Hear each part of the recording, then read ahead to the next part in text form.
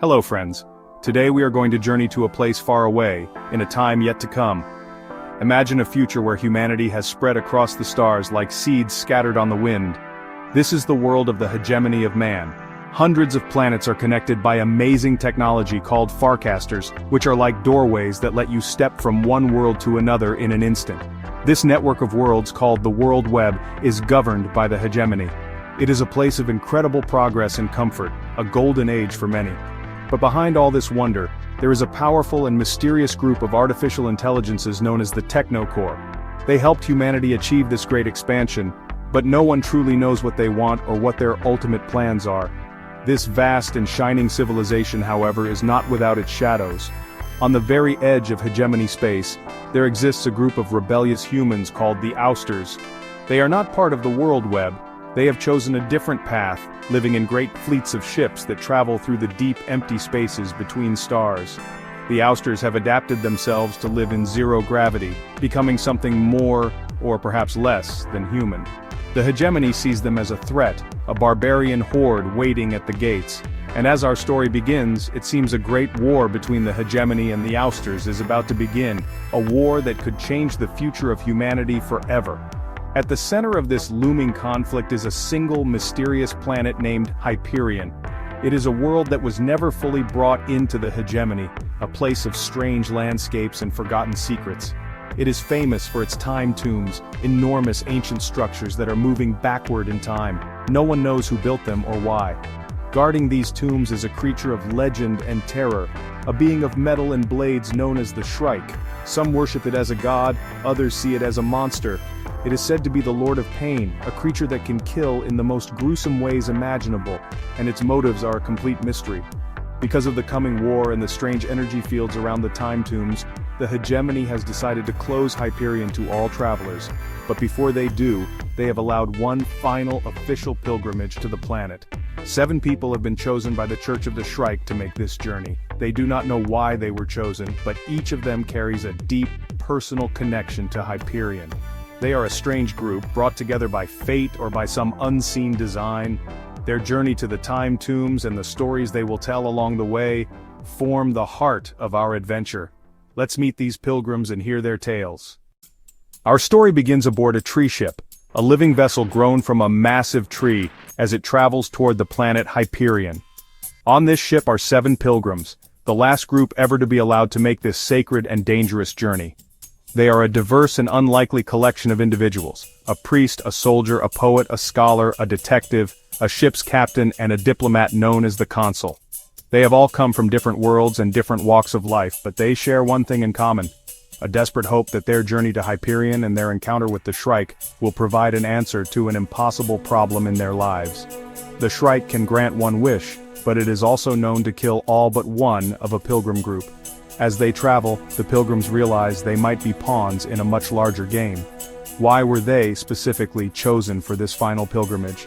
The Consul suggests that there might be a spy among them, someone working for the Ousters or the hegemony.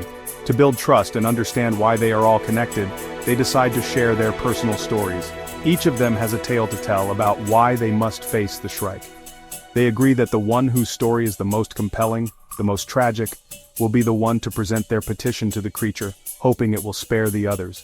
It is a pact made in fear and fellowship, a way to find meaning in their shared destiny. The journey itself is long and filled with a sense of impending doom. They travel from the capital city of Keats across the vast, untamed continents of Hyperion. Their destination is the Valley of the Time Tombs, a remote and eerie place where the laws of physics seem to bend. The tombs are massive, crystalline structures that are slowly moving backward through time, a mystery that has puzzled scientists for centuries, and it is here in this valley that the Shrike waits. The creature is said to be made of razor-sharp chrome with 4 arms and glowing red eyes. It is a being that transcends space and time, appearing and disappearing at will to bring pain and death. Each pilgrim hopes for a miracle but fears a terrible end. They know the legends. The Shrike is said to impale its victims on a colossal metallic tree of thorns, where they suffer for eternity. Yet they press on. The priest seeks faith, the soldier seeks to end a curse, the poet seeks his muse, the scholar seeks his daughter, the detective seeks to solve a murder, the consul seeks to atone for a great betrayal. Each story they tell reveals another piece of the puzzle of Hyperion, the Shrike, and the dark secrets that bind the hegemony, the technocore, and the fate of all humanity. Their shared journey becomes a quest for truth itself. The first story is told by the priest, Leonard Hoyt. He begins his tale not with his own life, but with that of another priest, Father Paul Dure. Father Dure was a brilliant Jesuit scholar who long ago journeyed to Hyperion to study a mysterious primitive tribe known as the Baikura. These people lived in isolation in the remote jungles, far from the influence of the hegemony. Father Dure wanted to understand their culture and their beliefs, hoping to bring them into the fold of the Catholic Church. He lived among them for many years, learning their language and their strange customs, documenting everything in a journal he kept hidden. Father Dure discovered something truly shocking about the Baikura. They were all strangely simple, almost without individual personalities, and they all bore a strange cross-shaped parasite, a cruciform on their bodies. He learned that this parasite granted them a form of immortality. When a Baikura died, the cruciform would completely rebuild their body, resurrecting them with their memories intact.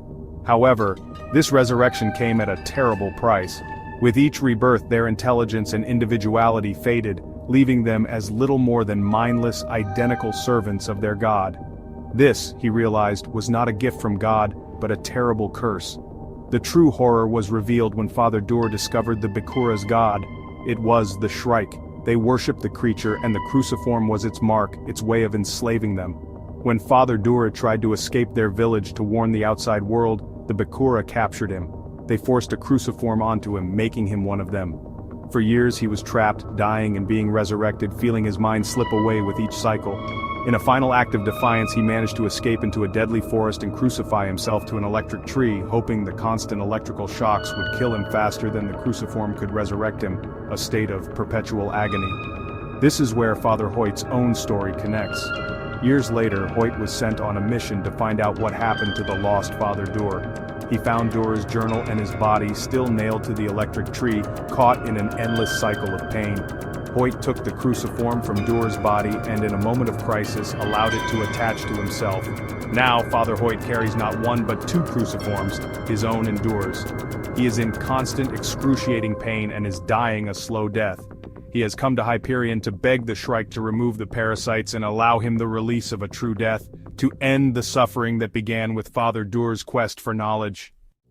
The second story comes from Colonel Fedman Casad, a famous soldier in the hegemony's force military. Casad's tale is one of love, war, and a mysterious woman who haunted his life. His story begins in his early days as a young officer. During combat simulations, which were incredibly realistic virtual reality scenarios, he began to encounter a beautiful and enigmatic woman. She would appear to him on the virtual battlefields, and together they would fight.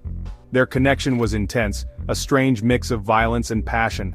She was a brilliant warrior, and their shared experiences in the simulation forged a deep and powerful bond between them, a love born amidst the chaos of war. This mysterious woman, whom he came to call Moneda, was not just a figment of the simulation. She started appearing to him in his dreams, and eventually, she appeared to him in the real world during actual historical battles he was sent to observe. He learned that she could travel through time. She would appear to him at different points in his own timeline, sometimes older, sometimes younger, but always with the same fierce intensity. Their love story unfolded backward for her and forward for him, a confusing and beautiful dance across history. She taught him things about warfare and survival that no one else could, making him the legendary soldier he became. But their love had a dark side. Moneda seemed to revel in violence, pushing Casad to become more brutal, more ruthless. Their passion was intertwined with bloodshed. The turning point came when she brought him to Hyperion. There she revealed her true nature and her connection to the Shrike. She showed him a future where the Shrike was used as a weapon of mass destruction, causing unimaginable suffering across the galaxy. Casad was horrified. He saw that the Shrike was not just a monster but a tool, and Moneda was its master, or perhaps its partner. The creature was the embodiment of the pain and death they had glorified. Casad realized that the woman he loved was intrinsically linked to this galactic horror. He saw that their love was a prelude to a future of endless war and suffering, a future he could not accept. He fought against her and the Shrike, a desperate battle on the plains of Hyperion. He managed to escape, but he was left scarred, both physically and emotionally. Now, he has returned to Hyperion on this final pilgrimage with a single purpose. He is not seeking a wish or a miracle. He is a soldier on a mission, to find Moneta and the Shrike and to destroy them both, to prevent the terrible future she showed him from ever coming to pass. The third tale is woven by Martin Selenus, an old, cynical, and often drunk poet. His story is a long and rambling one, stretching back to the days of old Earth before the great mistake that destroyed it. Born to wealth, he lived a life of lazy indulgence until his family lost everything. Forced to work, he found his true calling in poetry. To pay for a journey to the stars, he endured 9 years of grueling labor in a cryosleep, a fugue state, which left him with brain damage. This damage ironically unlocked his poetic genius. He wrote a masterpiece called The Dying Earth, which made him incredibly famous and wealthy once more across the hegemony. He used his immense fortune to build a fantastical city of artists on the planet Hyperion, a place he called the Poet's City. For a time it was a paradise for creativity. Martin lived there like a king, surrounded by other writers, painters, and musicians. He began writing his magnum opus, an epic poem he called the Hyperion Cantos. He wanted it to be the greatest poem ever written. However, he found himself suffering from a terrible writer's block. He had lost his inspiration, his muse. In his search for a new source of creativity, he turned to the legends of the Shrike, the terrifying god of Hyperion. His obsession led him to become one of the first members of the Shrike cult. He built a temple to the creature in his city and began to worship it, hoping it would become his muse. The Shrike did appear to him, and it was a source of both terror and inspiration. It would visit him, and its presence, the sheer horror of it, would unlock his words. But his muse was a cruel one. The Shrike began to kill the other artists in his city, one by one in gruesome ways. Martin, caught between his ambition and his horror, continued to write, using the deaths of his friends as fuel for his epic poem. Eventually, the Shrike turned on him, pinning him to a doorway and forcing him to watch as it destroyed his beautiful city. He was rescued at the last moment but was forced to leave Hyperion, his great poem unfinished. For decades he has been unable to write the final verses. He believes that only by returning to Hyperion and confronting his terrifying muse, the Shrike, can he finally complete his life's work. He has joined the pilgrimage not for salvation or revenge but for artistic closure. He needs to face the Lord of Pain once more to find the ending for his Hyperion Cantos, even if it costs him his life. The fourth story is told by Saul Winrab, a gentle and kind scholar. His is a tale of profound love and unbearable sorrow. Saul and his wife Sarai were happy academics until their daughter Rachel was born. Rachel grew up to be a brilliant and passionate archaeologist. As a young woman, she went on a university expedition to Hyperion to study the time tombs. It was the dream of her life. While she was there, exploring one of the mysterious structures known as the Sphinx, a strange accident occurred. Something went wrong with the temporal fields, and Rachel was caught in a bizarre energy surge. When Rachel was rescued and returned to her father, he discovered that she was afflicted with a strange and unprecedented disease. He called it Merlin's sickness, after the legendary wizard who lived his life backward. Each day, Rachel would wake up one day younger. She was losing her memories, forgetting her life, regressing back toward infancy. All her experiences, her studies, her love for her parents were slowly being erased, one day at a time. For years, Saul and his wife cared for her, watching their brilliant daughter fade away, her future being stolen as she moved backward into her past. Saul devoted his entire life to finding a cure. He consulted the best doctors in the hegemony, the most brilliant minds in the technocore, and prayed to every god he knew. But no one could help. The disease was tied to the temporal physics of the time tombs, a phenomenon beyond their understanding. His wife, unable to bear the pain of watching their daughter disappear, passed away. Saul was left alone to care for Rachel, who was now a young child, soon to be a baby, and eventually she would regress to a point before her own birth and vanish completely. The pain of this slow, inevitable loss was his constant companion. Throughout this ordeal, Saul was plagued by a recurring dream. In the dream, a voice commanded him to return to Hyperion and sacrifice his daughter at the time tombs, just as the biblical Abraham was commanded to sacrifice his son Isaac. Saul, a man of faith, was horrified by these dreams. He resisted them for years, but now, Rachel is just a baby. Time is running out. He has finally given in, joining the pilgrimage as a last, desperate act. He does not know if he is going to Hyperion to sacrifice his daughter as the dream commands, or if he is hoping the Shrike, the master of time and pain, can reverse the curse and give him his daughter back. The final story is shared by the Consul, the diplomat who organized the pilgrimage. His tale is one of love, betrayal, and the vast complex politics of the hegemony. Years ago, as a young man, he was stationed on a remote ocean planet called Maui Covenant. There, he fell in love with a woman named Siri. Their love story was complicated by a strange fact. The only way to travel between Maui Covenant and the rest of the hegemony was by starship, which incurred a massive time debt due to relativistic travel. A trip that took a few weeks for the traveler would mean many years had passed for the person who stayed behind. The Consul and Siri decided to live their lives around this time difference. He would leave for a short trip, and when he returned, years or even decades would have passed for her. He would be young while she would have aged. They would have a brief, beautiful time together before he had to leave again.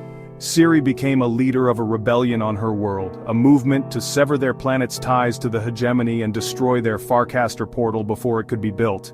She believed the hegemony's instant travel and culture would destroy her world's unique way of life. The Consul loved her, but his duty was to the hegemony. Torn between his love for Siri and his loyalty to the hegemony, the Consul made a terrible choice. He betrayed her. He gave the hegemony's military the secret codes to her rebellion's defenses. The hegemony fleet arrived and brutally crushed the uprising. Siri was killed in the conflict. The Consul had chosen his career over the woman he loved, and his actions led directly to her death and the destruction of her cause. He had helped the hegemony build its Farcaster, connecting Maui Covenant to the world web and forever changing the world Siri died to protect.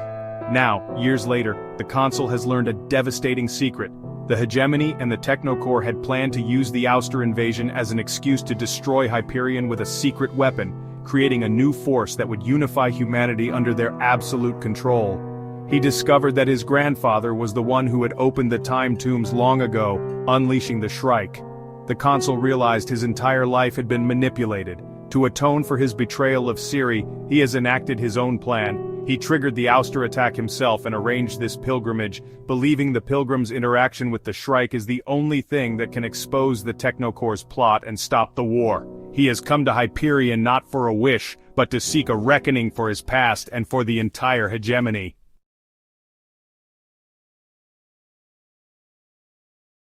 Thank you for joining us. Please subscribe to our channel for more content about science fiction.